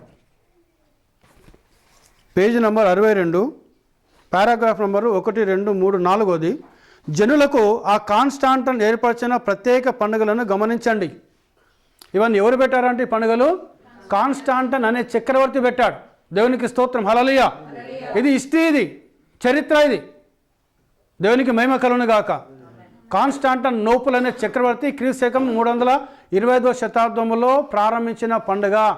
అందుకే దేవుని యొక్క ఆది అపోస్తులు యేసు ప్రభు యొక్క శిష్యులు 11 మంది శిష్యులు, తర్వాత వచ్చిన పౌలు, ఎక్కడ కూడా క్రిస్మస్ పండుగను సెలబ్రేషన్ చేసింది లేదు ఎక్కడ కూడా. దేవునికి స్తోత్రం. హల్లెలూయా. మనం చేసుకునేటోళ్ళను ఖండించాం. వాళ్ళు చేసుకుంటే తప్పని కూడా మనం చెప్పే అధికారము మనకు లేదు. ఎవరి నమ్మకం వారిది, ఎవరి విశ్వాసము వారిది. దేవుని స్తోత్రం. హల్లెలూయా. తీర్పు దినం నాడు వారి క్రియల చొప్పున వారికి దేవుడు ప్రతిఫలం ఇస్తాడు. దేవునికి మహిమ కలుగును. మన ఉద్దేశం ఏంటంటే కొంతమంది యూట్యూబ్ ద్వారా తెలుసుకుంటారు అనక ఆశ మనకు, అంతే తప్ప వేరేదేమీ లేదు. హల్లెలూయా. దేవునికి మహిమ. ఎందుకంటే సత్యం తెలుసుకోవాలి మనం, వాక్యంలో ఉన్న సత్యాన్ని మనం తెలుసుకోవాలి మనం. ఇది ఎవరు పెట్టారంట ఈ పండుగ? అవి వాస్తవం ఏంటిది? రోమీల పండుగలు అవి. అప్పుడు రోమా దేశము ప్రపంచాన్ని పరిపాలిస్తుంది కాబట్టి ఈ కాన్స్టాంటిన్ చక్రవర్తి కూడా ప్రపంచాన్ని పరిపాలించాడు కాబట్టి వారి దేవతల పండుగలనే క్రైస్తవ పండుగలు చేసేసాడు ఆయన. అది ప్రవక్త చెప్తున్నాడు. అని ఆ పాత అన్య పండుగలే అన్నీ కూడా వాటికి క్రొత్త పేర్లు పెట్టి సంఘములోకి తీసుకొని వచ్చారు. ఇవన్నీ పాత పండుగలు, అవన్నీ వాటికి కొత్త పేర్లు పెట్టి దేవుని సంఘములో తీసుకొచ్చారు. దేవునికి స్తోత్రం. హల్లెలూయా. ఆ కాలంలో కాన్స్టాంటిన్ చక్రవర్తి ఇవి ఆచరించకపోతే వారిని భూమి తవ్వి ఇంత లోపలికి పాతిపెట్టి వారి తలల మీద రథాలు పరిగెత్తించేవాడు ఆయన. ఇప్పుడు ప్రపంచంలో మొట్టమొదటి వింత ఏంటంటే మొదటి వింత ఏంటి తెలుసా? 7 వింతల్లో మొదటి వింత రోములో ఉన్న ఒక స్టేడియం. ఆ స్టేడియము అది వింతగా ఎందుకున్నదంటే ఆ కాన్స్టాంటిన్ చక్రవర్తి ఈ పండుగలు ఆచరించని పురాతన కాలం ఉన్న క్రైస్తవులు ఎవరైతే ఈ పండుగలు ఆచరించారో, ఎవరైతే పండుగలు చేయరో వారిని భూమి లోపలికి ఇక్కడికి తవ్వి వారి మీద రథములను పంపించేవాడు ఆయన. అందుకే రాజు దలుచుకుంటే దెబ్బలకు కొదవ సామెత ఉన్నది. భయంకరంగా హింసించాడు వాళ్ళని, క్రైస్తవులను. అప్పుడు ఏమైంది, బలవంతంగా రుద్దపడే సంఘంలోకి దీన్ని. కాబట్టి ఇప్పుడు అమాయకమైన ప్రజలు చేసే వాళ్ళని ఎవరండి, అమాయకమైన ప్రజలు వారు. దేవునికి స్తోత్రం, హల్లెలూయా. సత్యము తెలియక వారు చేస్తున్నారు, వారు సత్యము తెలియక చేస్తున్నారు. ఇక వీళ్ళు ఏంటిది, బైబిల్ కాలేజీలోకి పోతారు, వాళ్ళు పాస్టర్లు అంతా బైబిల్ కాలేజీ పోతారు, ట్రైనింగ్ చేసుకొని వస్తారు. వచ్చిన తర్వాత ఆ బైబిల్ కాలేజ్ కూడా అక్కడికి వెళ్ళి వచ్చింది. కాన్స్టాంటిన్ చక్రవర్తి స్టార్ట్ చేశాడు ఇవన్నీ. అదే నేర్పబడుతుంది. వాళ్ళు అక్కడికి వచ్చి ఈ సత్యాన్ని చెప్పరు. వాళ్ళు చెప్తే ఏమవుతుంది, ప్రజలు రారు. ప్రజలు ఏమవుతారండి, ఈ అన్న దగ్గర పోతే పండుగలు చేయొద్దు అంటాడు, అది చేయొద్దు, ఇది ఏంది తలకి నొప్పి, ఒక్క పండుగనే చేసుకోద్దాం మనం, దేవుని బిడ్డలా మనం. అవునా కదా, వాస్తవమా కదా. వద్దులే, మనకు మంచిగా పండుగ చేసుకో, ఎంజాయ్ ఉండాలి మన పండుగ మనకు. కానీ మనకు కూడా పండుగ ఉన్నది తెలుసా అండి, ఏంటిది అది, సంవత్సరము అనే ఒక దయా కిరీటంను దేవుడు మనకిస్తున్నాడు. అంతేనండి, వాస్తవమా కదా. సంవత్సరం జరిగినాక ఇంకో సంవత్సరం వచ్చిందంటే దయా కిరీటాన్ని దేవుడు మనకిచ్చాడు. దేవుని స్తోత్రం, హల్లెలూయా. అది కూడా celebration, not celebration, thanksgiving మీటింగే పెట్టుకోవాలి మనం. పండుగగా సెలబ్రేషన్ చేయడానికి ఆస్కారం లేదు క్రైస్తవునికి. క్రైస్తవునికి ప్రతిరోజు పండుగే. ఎందుకు పండుగ అంటే, ఏదో ప్రపంచంలో ఎవరి హృదయంలో యేసయ్య పుడుతున్నాడు. దేవుని స్తోత్రం, హల్లెలూయా. ఒక పాపి యేసును రక్షకునికి అంగీకరించాడంటే అది క్రైస్తవునికి పండుగే. నేను అది నమ్ముతాను. నేను ఎవరు నమ్మినా నమ్మకున్నా, ఎక్కడో ఒక దగ్గర ఒక పాపి యేసు ప్రభు నా దేవుడు, యేసు ప్రభు నా పాపల కోసం చనిపోయాడు, యేసు ప్రభు నా కోసం మరణించి తిరిగి లేచాడు, ఆయన నా దేవుడు, ఆయన నా రక్షకుడు, ఆయన నా విమోచకుడు అని ఏ ఒక్క వ్యక్తి ప్రపంచంలో ఎక్కడొక మూలలో నమ్ముతున్నారు వాళ్ళు. దేవుని స్తోత్రం, హల్లెలూయా. ఒక పాపి హృదయంలో యేసయ్య పుట్టాడు అని అంటే అది ఈరోజు క్రైస్తవునికి పండుగ. అది హల్లెలూయా. అదే నిజమైన పండుగ. ఎందుకంటే ఒక పాపి యేసు క్రీస్తు నామంలో బాప్తిసం తీసుకొని ఒక పాపి యేసు క్రీస్తు నమ్మితే పరలోకము పరలోక సైన్యములంతా ఉత్సాహంతో సంతోషంతో గంతులు వేస్తాయంట. ఎందుకు, సాతానొక బంధకములోకి వెళ్ళి, సాతానొక చెరలోకి వెళ్ళి ఒక ఆత్మ దేవుని రాజ్యంలోకి వచ్చారు. హల్లెలూయా. అవునండి. ఇప్పుడు మన ఇంట్లో కొత్తగా నూతనంగా పెళ్లి చేసుకుంటారు, అవునా కదా. సంవత్సరం అయిందంటే లేడీస్కి ఏంటిది, పాప గర్భవతిని కావాలని అందరికీ ఉంటుంది. ఎవ్రీ వన్ ఖచ్చితంగా ఉండదండి, అవునా కదా. మాకు ఒక సంతానం ఉండాలి మాకు. ఇప్పుడు ఆ పాపో బాబో పుట్టిన ఇంట్లో ఎంత సంతోషం ఉంటుంది, బంధువులందరూ వస్తూ ఉంటారు. అంతేనా.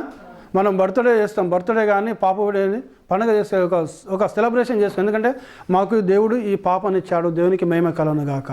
మాకు ఈ దేవుడు బాబునిచ్చాడు, దేవునికి మహిమ కలుగును గాక అని వాళ్ళందరూ చూపించుకుంటే వాళ్ళందరూ సంతోషిస్తూ ఉంటారు. మనం కూడా వెళ్ళి ఒక పాప పుట్టితోనో బాబు పుడుతునో వాళ్ళ ఇంటికి వెళ్ళి వాళ్ళకు ప్రార్థన చేసి వాళ్ళ శుభాకాంక్షలు తెలియజేస్తాం మనం.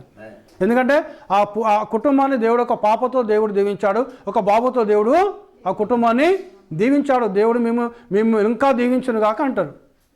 అవునా కదా, వాస్తవమా కదా. ఇప్పుడు సాతాను చెరలోకి వెళ్ళి ఒక ఆత్మ దేవుని రాజ్యంలో పుడితే ఎంత సంతోషం అండి, సంతోషమా కదా. అసలు నిజమైన సంతోషం ఏంటిది క్రైస్తవునికి, ఒక పాపి మారుమనస్సు పొందితేనే సంతోషం. హల్లెలూయా, హల్లెలూయా. అవునా కదా, వాస్తవమేనండి. నేనైతే అది నమ్ముతాను. నేను దేవునికి మహిమ కలుగును గాక. ఇంకేమంటున్నాడు ఆయన, మరికొన్ని సందర్భంలో క్రైస్తవ విధులను తీసుకొని అన్నిల ఉత్సవములతో కలగలుపు చేశారు. క్రైస్తవులకు విధులను తీసుకొని అనగా క్రైస్తవులు పాటించే పద్ధతులను తీసుకొని అన్నిలోకి మార్చేశారు. ఈ కాన్స్టాంటిన్ చక్రవర్తి చేసిరి. అతడు సూర్యదేవుని ఆరాధనను తీసుకొని దేవుని కుమారుని ఆరాధనగా మార్చాడు. హల్లెలూయా. దేవుని కుమారుడు ఎవరు, యేసుక్రీస్తు అయినాడు. సూర్యదేవుని యొక్క ఆరాధన తీసుకొని దేవుని కుమారుడైన యేసుక్రీస్తు యొక్క ఆరాధన చేశారు. అందుకే సన్, ఇంగ్లీష్లో SUN సన్ అన్న ప్రొనౌన్సియేషను ఒకటే, SON సన్ అన్న ప్రొనౌన్సియేషను. ఆ స్పెల్లింగ్ చూసిన తర్వాత ఇక్కడ SUN సన్ అంటే సూర్యుడు, ఎస్ఓఎన్ సన్ అంటే కుమారుడు. సూర్యుని యొక్క జన్మదినం తీసి ఈ కాన్స్టాంటిన్ చక్రవర్తి కుమారుని జన్మదినముగా మార్చేశాడు. ఇప్పుడు ఈ కుమారుడు ఎవరు? యేసుక్రీస్తు అయినాడు. అందుకే మనకొక కుమారుడు అనుగ్రహించబడను, మనకొక శిశువు పుట్టెను, అతని భుజమైన రాజ్యభారం ఉండను. హల్లెలూయా, హల్లెలూయా. ఇది యెషయా ప్రవక్త చెప్పిన లేఖనమైనది. కుమారుని జన్మదినంగా మార్చి ఎవరు? కాన్స్టాంటిన్ చక్రవర్తి. వాస్తవానికి డిసెంబర్ 21 నాడు వారు మామూలుగా సూర్యదేవుని పండుగను ఆచరించేవారంట. ఎవరు? రోమీలు. పురాతన కాలంలో రోమీలు, ప్రపంచాన్ని పరిపాలించిన రోమీలు పురాతన కాలంలో డిసెంబర్ 21వ దినం నాడు బైబిల్లో సూర్యుడు ఏంటండి? బయలుదేవుడు. ఆ బయలుదేవుని ఆరాధించిన స్త్రీ ఎవరండి? ఎవరండి? యెజబెల్. హల్లెలూయా, హల్లెలూయా. దేవునికి మహిమ కలుగును గాక. ఈ బయలుదేవత యొక్క జన్మదినమును దేవుని కుమారుని జన్మదినంగా మార్చారు. దేవునికి స్తోత్రం. హల్లెలూయా, హల్లెలూయా. మార్చారు. కుమార్ జన్మదినం చెప్పి, కానీ ఆయన ఏప్రిల్ నెలలో జన్మించినని మనకు తెలియను. ఇప్పుడు వార్మ్ అంటే వేసవి కాలంలో జన్మించన్నట్టు ఆయన. వార్మర్ సీజన్ అంటే ఏంటిది? వేసవి కాలం. అంతేనండి. మీరు చూడండి, ఇప్పుడు నేను చెప్తాను, ఇప్పుడు 10-11 గంటల మధ్యలో గొర్రెలను బయటికి తీసుకొని పోతారు. ఇక్కడ గొర్రెలు ఉన్నాయి, పొలాల్లో తీసుకొని వెళ్తారు. సూర్యుడు అస్తమించని తీసుకొచ్చి మళ్ళీ దొడ్లలో కట్టేస్తారు వాటిని. కానీ ఏప్రిల్ నెల, మే నెలలో తీసుకొని పోయారంటే మళ్ళీ వాన పడేంత వరకు గొర్రెలు ఒక్కొక్కరి పొలంలో మందను పెడతా అంటారు అక్కడ. దేవుని స్తోత్రం. హల్లెలూయా. మీరు గమనించి చూడండి, మన పల్లెటూళ్ళల్లో గొర్రెల కాపర్లు ఉంటారు. ఎందుకు ఈ కాలంలో చలికాలంలో పెట్టారు అంటే ఆ మంచు పడటం వల్ల గొర్రెలకు ఒక నామరోగం అనేది వస్తుంది. మీరు గమనించండి, ముక్కులకెళ్ళి ఇది కారుతూనే ఉంటుంటుంది అది గొర్రెలకు. అట్లా కారి మంచుగా చనిపోతాయి అవి. అందుకే గొర్రెల కాపరి తన గొర్రెను చంపుకోడు ఆయన. దేవునికి స్తోత్రం. హల్లెలూయా. అదేవిధంగా ప్రతి పాస్టర్ కూడా తన గొర్రెలకు కాపరి కాబట్టి ఏ గొర్రె కూడా నరకానికి పోవడము దేవుని సేవకునికి ఇష్టం ఉండకూడదు. కాపరి అంటే ఎవరండి? నేను నా గొర్రెలకు మంచి కాపరి అన్నాడు యేసయ్య. హల్లెలూయా. ఈరోజు మనం గొర్రెలం యేసయ్యకు. మనము చనిపోవడం దేవునికి ఇష్టమా? మనం నరకానికి పోవడం దేవునికి ఇష్టమా?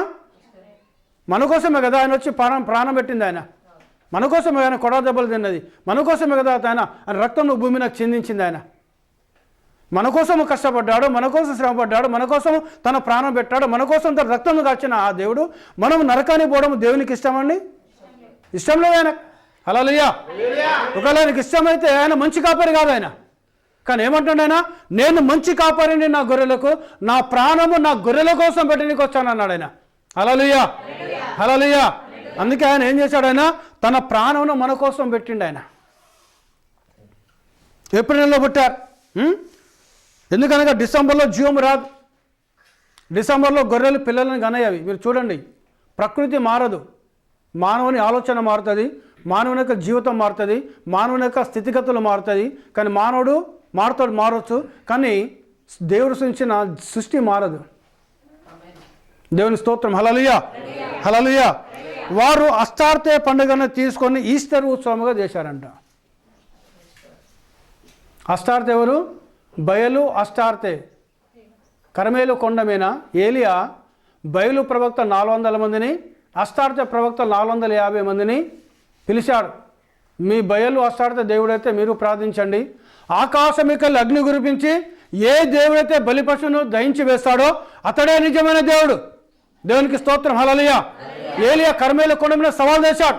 బయలు ప్రవక్త 400 మంది, అష్టార్తే ప్రవక్త 450 మంది ఉండి వాళ్ళు ప్రార్థన చేస్తున్నారు, కేకలేస్తున్నారు. ఇంకేం చేస్తాడు? మీ దేవుడు నిద్రపోతున్నాడేమో, మీ దేవుడు దూర ప్రయాణం చేస్తున్నాడేమో, కరవండి అంటే కేకలేస్తున్నారు. వాళ్ళు కత్తులతో గాయాలు చేసుకొని రక్తము కార్చినా బయలు దేవుడు కానీ అష్టార్తే దేవత కానీ అగ్ని కురిపించలేదు, సమాధానము ఇవ్వలేదు. హల్లెలూయా. సాయంకాల సమయం వచ్చింది. అప్పుడు ఏలియా ప్రవక్త అన్నాడు, దిస్ ఈజ్ మై టైమ్, ఇది నా సమయం ఇది. హల్లెలూయా. ఆ బలిపీఠం పేర్చాడు, బలిపశువును వధించాడు, దాని మీద పేర్చాడు. ఆ బలిపీఠం నిండేటట్టు నీళ్లతో నింపేశాడు ఆయన. చదవండి మీరు, రాజుల గ్రంథం చదవండి మీరు. 2 సమయాల గ్రంథంలో ఉంటే నేను చెప్పేది అది. దేవుని స్తోత్రం. హల్లెలూయా. మోకరించి ప్రార్థన చేసిన వెంటనే ఆకాశమేకెళ్ళి అగ్ని దిగొచ్చి ఆ బలి పశువుని మొత్తము దహించి వేసింది. అప్పుడు ఏలన్నాడు, ఇందులో ఒక్కని కూడా మీరు బయటికి పోయినది విని వాగులో తీసుకున్నప్పుడు మొత్తం అందరినీ ఊచవద కోసిపడేసిండు. ఆ సన్నివేశం చూసి ఎవరు చూశారు? యెజబెలు తెలిసి యెజబెలు ఏమంటుంది, ఈ సూర్యుడు అస్తమించే సమయం లోపు ఆ ప్రవక్తలలో ఒకని వలె ఉండును గాక ఏలియా అని శబ్దం చేసింది. ఎవరు? యెజబెలు. హల్లెలూయా. దేవుని ఆత్మ వచ్చాడు, ఏలియాను అరణ్యలో తీసుకొని, మానవుడు దూరని అరణ్యలో తీసుకొని పోయి ఒక చెట్టు కింద పెట్టి, ఇక్కడ ఎట్లా ఉన్నాడు, నేను నిన్ను పోషిస్తా ఏలియా, కాకులతో నీకు అన్నం పంపిస్తా అన్నాడు దేవుడు. హల్లెలూయా. ఉదయం కాకులు రొట్టెను తీసుకొచ్చినాయి, మాంసం తీసుకొచ్చినాయి. సాయంత్రం కాకులు రొట్టెను తీసుకొచ్చినాయి, మాంసం తీసుకొచ్చినాయి. కేరీతు వాగు నీళ్లు తాగి పడుకున్నాడు. దేవుడు తన దూతకు చెప్పాడు, వెళ్ళి నా సేవకుని ఏలి అలసిపోయాడు, నువ్వు వెళ్ళి ఆయనకు పరిచర్య చెయ్యి. హల్లెలూయా. హల్లెలూయా. దేవునికి స్తోత్రం. హల్లెలూయా. వాళ్ళు ఏలియా నిద్రపోతే వచ్చి దేవుని దూతలు వచ్చి ఆయనకు పరిచయం చేయడము ప్రారంభించారు. నీకు తెలుసా అండి, ఈరోజు నువ్వు నిద్రపోతే నీకు పరిచయం చేయడానికి దేవుడు తన దూతలను పంపిస్తాడు. ఆయన బైబిల్ లేదా, లేఖనం లేదా? యెహోవా యందు భయభక్తులు గల వారి చుట్టూ ఆయన దూత కావలి ఉండి వారిని కాపాడును. హల్లెలూయా. నువ్వు ఒక దేవుని కుమారుని, దేవుని గొర్రెపిల్లవైతే దేవుడు నీ చుట్టూ తన దూతను పెడతాడు. ఆయన నిన్ను కాపాడడానికి, ఆయన నిన్ను రక్షించడానికి ఆయన. హల్లెలూయా. హల్లెలూయా. ఎంత గొప్ప ధన్యత అండి. నాకు ఎవరు లేరనుకుంటాం మనం, అర్థమైందా? నాతో ఎవరు లేరనుకుంటాం మనం చాలాసార్లు మనం. కానీ నువ్వు భయపడదు, నువ్వు దేవుని కుమారుడు, నువ్వు దేవుని కుమారుతో దేవుడు తన దూతను, తన్ను సేవించే దూతను నీకోసం పంపించండి. ఆయన నిన్ను కావలి కాయడానికి, నిన్ను కాపాడడానికి, నిన్ను రక్షించడానికి, ఏ అపాయము నీకు రాకుండా తన దూతను నీతో పెట్టాడు దేవుడు. దేవుని స్తోత్రం. హల్లెలూయా. హల్లెలూయా. దేవునికి మహిమ కలుగును గాక. నువ్వు ముందు పోతే మార్గం మొత్తం క్లియర్ చేస్తుంది దేవుని దూత. అందుకే మనకు యాక్సిడెంట్లు కావు మనకు. అయితే అండి కైతలో, మరి ఎందుకైతలో? నేను ఏం చేయను, యేసు రక్తం చేయమంటే బండి మీద కూర్చున్న వెంటనే కారు పట్టుకున్నానుక యేసు రక్తం చేయమనుకుంటా, అంతేగా. నన్ను గుద్దిలు తప్ప నేను ఎవరికి గుద్దలే. కానీ ఏం గాయాలు కాలే. దేవుని స్తోత్రం. హల్లెలూయా. గాయాలు కాలే. దేవునికి మహిమ కలుగును గాక. అంటే ఎవరు మన ముందు వెళ్ళేది? దేవుడు తన దూతను పెట్టాడు నీతో, అంతేనా కదా? ఈస్టర్ పండుగ ఎవరిదట? అష్టార్థ పండుగది. హల్లెలూయా. అంటే కాన్స్టాంటిన్ అనే చక్రవర్తి ఉత్సాహం పిలిచింది. కానీ ప్రభు యొక్క మరణమును మరియు పునరుత్థానములను క్రైస్తవుడు గుర్తు చేసుకోవలసినది. వాస్తవానికి అది ఒక అన్య దేవతకు అష్టార్థ పండుగ ఈస్టర్ అనేది. అందుకే అది మారుతా ఉంటుంది. దేవునికి మహిమ. హల్లెలూయా. ఇప్పుడు చూడండి, ఎప్పుడు పుట్టిండైనా, పుట్టింది వాస్తవమైన, జన్మించింది వాస్తవమైన, మన కోసం జీవించింది వాస్తవమైన, మన కోసం మరణించి తిరిగి లేచింది కూడా వాస్తవమైన ఆయన నామానికి మహిమ కలుగును గాక. దాన్ని మనం గుర్తు చేసుకోవాలి. మనం దాన్ని బట్టి ప్రభుని స్తుతించాలి, దాన్ని బట్టి ప్రభును మనము మహిమపరచాలి, దాన్ని బట్టి ప్రభును మనము గణపరచాలి. హల్లెలూయా. హల్లెలూయా. ఇది ప్రవక్త చెప్పాడు. ఎప్పుడు? 1963లో చెప్పిండు ఆయన, 63వ సంవత్సరంలో. కానీ గూగులోడు పెట్టాడల్లా. దేవునికి మహిమ. హల్లెలూయా. స్మార్ట్ ఫోన్ ఉన్న ప్రతి వ్యక్తి కొడితే వస్తుంది అది. ఇప్పుడు చెప్పండి, ఎవరు డిసెంబర్ 20వ తారీఖు యేసు ప్రభు పుట్టిండా? మరి యోసేపు రాపియాలి కదా అక్కడ, అవునా కదా? రాయించాలా వద్దా? ఎందుకు రాయించలేదు మరి ఆయన? ఇప్పుడు చెప్తా, నేను చెప్తా. ఒక స్థలంలో యేసయ్య పుట్టాడు అని అంటే క్రైస్తవులంతా అక్కడికే వెళ్తా అంటారు. ఇప్పుడు చూడండి, కొంతమంది క్రైస్తవులు డబ్బులు ఉన్న లేనిసార్లు యోర్దాను నదిలో యేసయ్య తీసుకున్న కాడికి పోయినా బాప్తిసం తీసుకుంటాను. కానీ యేసు ప్రభు శిష్యుడు ఫిలిప్ ఒక ఆయన బాప్తిసం ఇచ్చాడు. ఎక్కడ తెలుసా అండి? అపోస్తల కార్యాలు మీరు చదవండి. ఒక నపుంసకుడు రథం మీద పోతా ఉన్నాడు. ఆయన యెషయా గ్రంథం చదువుతున్నాడు. అతడు వదకు తేపడిన గొర్రెబాలే ఉండను అని చదివితే అదే అతనికి అర్థం కావటం లేదు. ఈ ఫిలిప్పు ఆ రథంతో పరిగెత్తుకుంటూ పోతున్నాడు. ఆయన నువ్వు చదువుతున్నది నీకు గమనించావంటే ఎవరైనా చెప్పింది నేను ఎలా గమనిస్తాను నేను అన్నాడు. ఆ పిలుపు యేసు ప్రభువుని చెప్పిన వెంటనే ఆయన అన్నాడు, అదిగో నీళ్ళు, నువ్వు నాకు బాప్తిసం ఇస్తావు అన్నాడు ఆయన. హల్లెలూయా. యేసు పిలుపు ఎవరండి? యేసయ్య శిష్యుడు. మరి ఈయన తీసుకునే వాళ్ళు ఏదో మన దేవుడు యోర్దానాలు తీసుకునే బాప్తిసము, నువ్వు మాకు తీసుకోబా, అక్కడ బా, నేను అక్కడ ఇస్తా అనొచ్చు కదా ఆయన. అన్నాడండి? అనలేదు. నీళ్లు కనబడ్డాయి, ప్రభు యేసుక్రీస్తు నామములో బాప్తిసం ఇచ్చాడు. పిలుపు దారిన పిలుపు వెళ్ళిపోయాడు, నపుంసకుని దారిన నపుంసకుడు వెళ్ళిపోయాడు. దేవుని స్తోత్రం. హల్లెలూయా, హల్లెలూయా. దేవునికి మహిమ కలుగును గాక. యోర్దాను పోయి తీసుకుంటున్నారు డబ్బున్న వాళ్ళంతా కూడా. ఇప్పుడు యేసయ్యకి స్థలంలో పుట్టాడు అని అంటే అక్కడ ఎలాంటి ఆలయం కడతారు ఇక అక్కడ?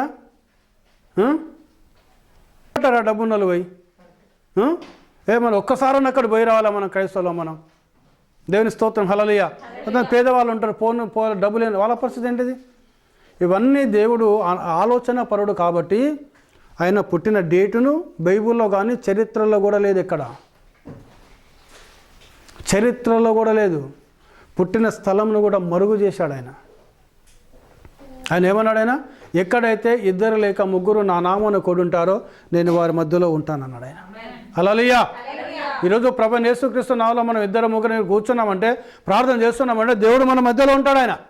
ఆయన నామానికి మహిమ కలుగును గాక. అది అరణ్యంలో కావచ్చు, ఎడారిలో కావచ్చు, చెట్టు కింద కావచ్చు, గ్రామంలో కావచ్చు, మహానగరంలో కావచ్చు, ఎక్కడైనా కావచ్చు. అది దేవునికి స్తోత్రం కలుగును గాక. ఆయన నామంలో ఎక్కడైతే మనం ఉంటామో ఆయన అక్కడ వచ్చేస్తాడు. ఆయన ఆ స్థలంలోకి వచ్చేస్తాడు, ఆ స్థలంలో ఆయన ఉంటాడు. ఆయన నామం గణపరచబడును గాక. హల్లెలూయా, హల్లెలూయా. అందుకే చరిత్ర ప్రకారముగా, బైబిల్ ప్రకారముగా డిసెంబర్ 25వ తారీఖు యేసు ప్రభు పుట్టలేదు. అది రోమీయులు క్రైస్తవుల మీద బలవంతంగా రుద్దిన పండుగలవి. దేవునికి మహిమ. హల్లెలూయా, హల్లెలూయా.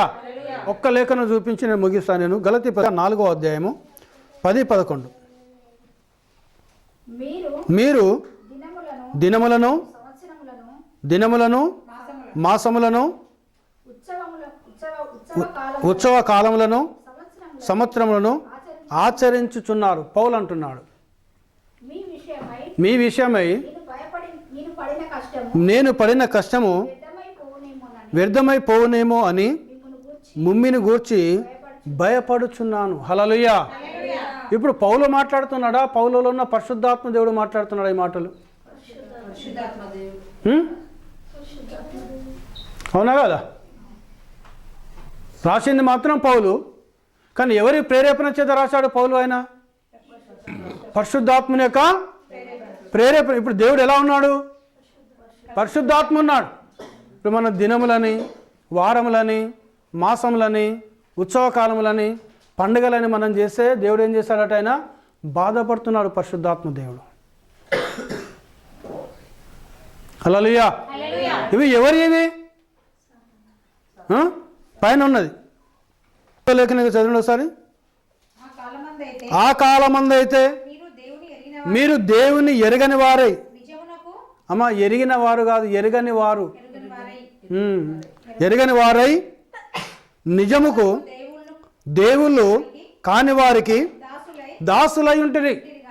కానీ ఇప్పుడు మీరు దేవుణ్ణి ఎరిగిన వారును, మరి విశేషముగా దేవుని చేత ఎరగబడిన వారునై ఉన్నారు గనుక బలహీనమైనవి నిష్ప్రయోజనమైనైనా మూల పాఠంలో తట్టు మరలా తిరగనేలా, మునుపటి వల్లే మరలా వాటికి దాసులై ఉండనేలా ప్రశ్నిస్తున్నాడు దేవుడు. అక్కడ మనం దేవుని తెలియనప్పుడు, సత్యం తెలియనమో అవన్నీ చేశాం మనం.